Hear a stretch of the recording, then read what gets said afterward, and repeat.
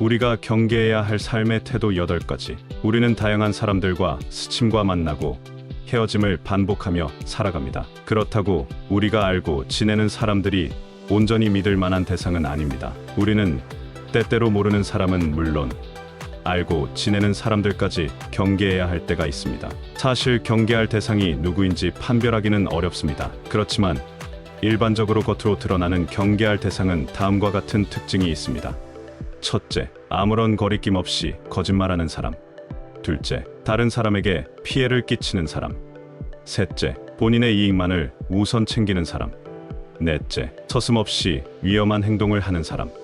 다섯째, 예측 불가능한 행동을 일삼는 사람. 이러한 특징을 가진 사람은 상황에 따라 다르겠지만 대개 신뢰할 수 없는 대상으로 여겨집니다. 만약 무엇인가를 상의하거나 믿을 만한 정보를 얻으려 한다면 이러한 사람들과는 거리를 두어야 합니다. 간혹 경계하고 멀리해야 할 사람을 냉정히 분립하지 못하고 심리적 지배를 당하는 가스라이팅으로 불행의 늪에 빠져서 피폐한 삶을 자초하는 사례는 실로 안타까운 일이 아닐 수 없습니다. 사실 사람을 안다는 것 자체가 전부가 아닌 보고 싶은 대로 보고 알게 된 지극히 일부에 지나지 않음을 잊지 말아야 합니다. 무엇보다 그토록 좋다던 누군가에게 결정적인 순간에 당하지 않을 지혜가 필요합니다. 소 잃고 외양간 고치거나 믿는 도끼의 발등을 찍히는 당해서야 후회하는 일은 없어야 할 것입니다. 그렇다면 이러한 사람을 어떻게 발견할 수 있을까요? 이것은 결코 쉬운 일이 아닙니다. 일반적으로 사람들은 일상의 습관적인 말과 행동으로 자신의 성격을 드러내기 마련입니다. 성격은 한 사람의 일관성 있고 연속성이 있는 독특한 내면의 특징들로서 그 사람의 행동을 예측하며 이해할 수 있도록 해줍니다. 이를 평상시 잘 살펴봄으로써 어떤 사람이 경계해야 할 대상인지 어느 정도나마 파악할 수 있습니다. 물론 이중성을 넘어 카멜레온 같은 지능적인 다중인격의 사람은 아무래도 속수무책일 수밖에 없습니다. 이러한 경계가 필요한 이유는 단순합니다. 사회적 동물인 우리는 협력과 신뢰를 기반으로 인간관계를 유지발전시킵니다. 만약 경계해야 할 대상에게 무방비로 일관한다면 이러한 기반은 무너지기 마련입니다. 따라서 우리는 자기 방어를 위한 유비무환의 차원에서라도 잘못된 악의 영향력이 미치는 전조징후의 경계를 기울여서 피해를 막거나 최소화해야 합니다. 경계해야 할 대상이 누구인지 결정하는 것은 스스로의 판단에 달려 있습니다. 겉으로 드러나기 쉬운 경계할 대상의 특징을 염두에 두면서 아래에 잘 드러나지 않는 내면의 경계 대상에 대하여 조심스럽게 대처하는 방안도 유의해야 할 것입니다. 세상엔 무서운 것들이 참으로 많습니다. 그 무서운 것들은 유형적인 보이는 것과 무형적인 안 보이는 것들로 넘쳐납니다. 무서움은 그 자체만으로도 무섭습니다. 전쟁이나 자연재해 등 불가항력적인 것부터 일상에서 벌어지는 크고 작은 사건 사고들이 그렇습니다. 야심한 밤에 짐승을 만난 것보다 사람이 무섭다고 말합니다. 우리가 살아가는 현실은 모르는 사람을 만나도 무섭지만 잘 아는 사람을 만나도 두려울 때가 있습니다. 사람들은 서로가 사귀면 사귈수록 편해지는 진국 같은 좋은 사람을 만나는가 하면 겉 다르고 속 다른 사람에게 엄청난 충격과 스트레스를 받습니다. 뒤늦게서야 상대방의 겉으로 나타나는 일탈 행위에 놀라서 충격을 받기도 합니다. 무심코든 의도적이든 친하다고 여기거나 가깝게 지내는 사람의 행동들이 돌이키기 어려울 만큼 인격을 파괴하는 보이지 않는 행위인가를 예의주시해야 합니다. 우리가 평상시에 도외시하다가 문제가 되고서야 알아채는 주변에서 일어나는 정신적인 충격과 마음과 영혼까지 피폐해질 수 있는 사소하지만 무서운 이상 행태들을 살펴보겠습니다. 첫째, 의심은 정말 무서운 것입니다. 의심은 믿음이나 신뢰에 대한 불확실함을 나타내는 것으로 어떤 사실이나 상황에 대해 불확실한 마음가짐을 가지는 상태입니다. 의심은 확실히 알 수 없어서 믿지 못하는 마음입니다. 그런데 믿지 못하는 마음이 지나쳐서 알 수 없는데도 안다고 단정하고 알아보지도 않고 일방적으로 불신해버립니다. 참으로 못 말리는 대책이 없는 부정의 그림자가 많은 정신세계가 아닐 수 없습니다. 대부분 문제의 발단은 믿지 못하는 사소한 의심으로부터입니다. 의심은 갈수록 신뢰를 금가게끔 작용합니다. 믿음이 없는 관계는 불행을 안깁니다. 의심을 담고는 믿음을 담을 수 없습니다. 의심을 쏟아야만 믿음이 자리 잡습니다. 의심할수록 더 큰 의심만 만들어냅니다. 의심할수록 돌이킬 수 없게 만듭니다. 의심은 좋은 인연마저 결국 멀어지게 합니다. 좋은 인연도 악연으로 끝을 맺습니다. 의심은 모든 인연을 흩어지도록 공중분해해버립니다. 의심은 모든 인간관계를 헛되게 만드는 물거품의 시작입니다. 사소한 의심일망정 부정의 시작으로서 불행을 부릅니다. 이른 신뢰 회복에는 희생이 따르며 더 많은 수고만이 관계를 회복할 수 있습니다. 의심의 밑바닥에는 사랑하지 않음의 불신이 깔려 있습니다. 제대로 사랑하면 의심이란 자체를 상상할 수 없습니다. 둘째, 편견은 자기 마음 내키는 대로 치우침입니다. 편견은 사전에 가진 선입견이나 고정된 생각으로 다른 사람이나 그들의 의견, 행동을 공평하게 판단하지 않는 것입니다. 편견은 공정하지 못하고 한쪽으로 치우친 생각이 상대방에게 불이익을 주는 어떤 행위로 나타나게 됩니다. 내로남불은 철저한 자기식 해석으로 상대에 대한 배려는 완전히 실종된 편견의 대표 사례입니다.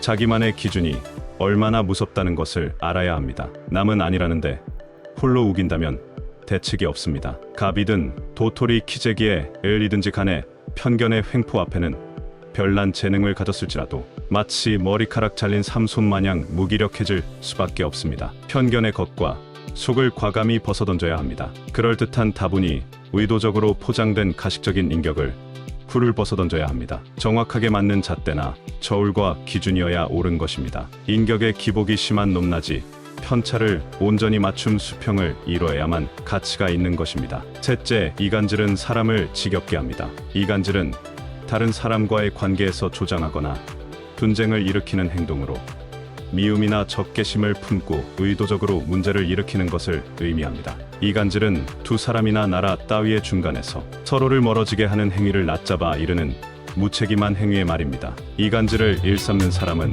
여기서와 저기서가 그때그때 다릅니다. 자신의 이해관계에 따라 호불호가 엇갈립니다. 자기 감정대로 상대방 인격을 주객전도하듯 난도질합니다. 이간질이 널뛰면 친구가 원수가 됩니다. 자칫 원수가 분명한데 은인으로 둔갑까지 해댑니다. 시치미를 떼고 병 주고도 약 준 척 은근슬쩍 인심 쓰듯 좋은 사람 행세까지 거리낌 없이 자행합니다. 이간질에는 해명이 오히려 의욕만 부풀려질 뿐 통하지를 않습니다. 피해 당사자 입장은 당시에는 힘들고 어렵겠지만 해명할수록 늪으로 빠져들게 만들기에 해명할 가치조차 없습니다. 이간질은 그릇된 농간의 허상이라 잠시 통하나 진실이 밝혀지면 생명력이 없기에 사라지고 맙니다. 이간질은 근원이 없는 허상이기에 현혹될 이유가 없습니다. 이간질은 번식이 불가한 생명력을 상실한 쭉정이에 불과합니다. 이간질의 종말은 결국은 불화를 초래하여 불행만을 맛볼 뿐입니다. 이간질은 지혜로운 대처가 필요합니다. 서로가 조화와 배려로서 잘되게 해주려는 마음이 함께한다면 만사형통이 됩니다. 이럴수록 만남 자체를 가치화하며 감사하게 여긴다면 매사가 술술 풀려갈 것입니다. 넷째, 험담은 할수록 피곤하게 합니다. 험담은 다른 사람의 허위 정보나 불명예를 퍼뜨리는 행동으로 타인을 중상하거나 명예를 손상시키는 말이나 행동을 의미합니다. 험담은 남의 흠을 들추어 헐뜯는 행태로서 자기의 들보는 애써 무시하고 남의 티끌에 민감하게 반응하는 어리석은 짓입니다. 험담하기 좋아하는 사람들은 위선적인 행동에 익숙합니다. 그들은 때로는 남들 앞에서는 대범한 사람처럼 험담 대상자에 대하여 칭찬하거나 우군처럼 가식적으로 행세하기도 합니다. 가깝고 먼 친소관계에 따라서 비이성적으로 숨겨온 이빨과 발톱의 야성을 드러냅니다. 자격지심이 강한 이런 사람들은 여과 없이 온갖 험담을 내뱉는 비겁한 사람들입니다. 험담은 피해 당사자의 사기를 꺾으며 기를 죽입니다. 험담의 대응은 무시와 무반응, 느긋하게 참는 것입니다. 주문하지 않는 상품 배달은 수치불응이 정답으로 주문자에게 되돌려주는 반품이 마땅합니다. 일방적인 험담엔 대응할 가치가 없습니다. 거짓 험담의 안절부절보다는 초연하고 의연한 태도로 대응하면 수치거절한 험담은 부메랑처럼 험담 발설자 본인에게 되돌아갈 것입니다. 그 진위는 반드시 드러남을 깨닫고 끈기로 대처하면 자연스레 소멸하기 마련입니다. 다섯째, 거짓말에는 속수무책이 되어버립니다. 거짓말은 의도적으로 사실과 다른 정보를 제공하거나 왜곡하는 행동으로 진실을 숨기거나 자신의 이익을 위해 허위 정보를 전달하는 것을 의미합니다. 거짓말은 사실이 아닌 것을 사실인 것처럼 꾸며 말을 하는 행위입니다. 자신이 그래놓고도 안 그랬다며 오리발을 내미는 그릇된 행위. 그런 거짓을 고칠 묘책은 당사자 스스로 해결뿐입니다. 자신의 행위를 뒤엎어버리면 속수무책으로 당할 수밖에 없습니다. 오히려 거짓인데도 당당하고 떳떳한 것처럼 행세합니다. 양심이 마비되면 선악은 의미가 없습니다. 거짓에 익숙하면 옳고 그름을 모릅니다. 표면적으로 나타난 악함의 대표적인 유형이 거짓이 아닐까 생각해봅니다. 거짓을 일삼는 자를 반드시 멀리해야 합니다. 거짓과 친하면 시차가 있을 뿐 피해를 보면 당연합니다. 여섯째, 척과 체의 탈과 위선을 경계해야 합니다. 척과 체는 자신의 실제 감정이나 태도를 숨기거나 가장하는 것으로 타인의 시선이나 평가에 영향을 받지 않기 위해 자신의 모습을 조작하는 것을 의미합니다. 그럴듯하게 꾸미는 거짓 태도나 모양이 척과 체입니다. 안 그런 척하며 그러는 걸 주의해야 합니다. 약준 체하며 병 주는 자를 멀리해야 합니다. 앞에서와 뒤에서가 다르면 요주의 인물입니다. 보이는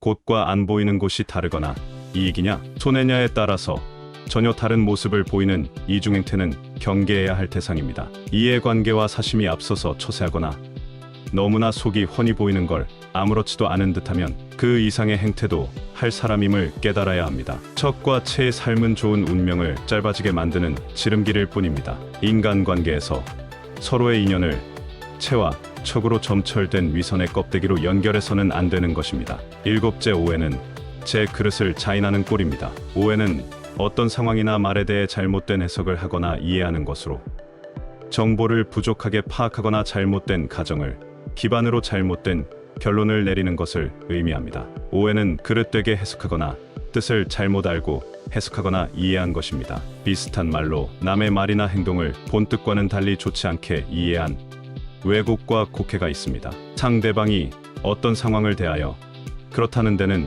별 뾰족한 수가 없습니다. 스스로가 생각과 마음을 재단해버립니다. 망설임도 없이 자기 입장에서 판단하고 단정해버립니다. 상대방이 이해하려고 하지 않으면 대책이 없습니다. 오해의 함정에 빠지면 헤어날 수 없습니다. 오해의 덫에 걸리면 속수무책이 됩니다. 더군다나 오해가 일상적인 자격지심과 콤플렉스하면 못 말리는 것입니다. 자기중심과 피해의식의 산물이 오해인 만큼 상대의 입장, 역지사지하면 해결의 실마리가 풀릴 것입니다. 여덟째, 교만과 자만은 인격불감증을 만듭니다. 교만은 자기 자신에 대한 과도한 자만심이나 오만한 태도를 가지는 것으로 자기를 남들보다 우월하게 여기는 경향을 나타냅니다. 교만은 자기 주제 파악을 못하고 잘난 체하며 뽐내고 건방진 것입니다. 자기 실체보다 과대 포장된 행태를 거리낌 없이 일삼으며 상대를 얕잡아 보고 기분을 상하게 한다면 멀리해야 할 대상이 틀림없습니다.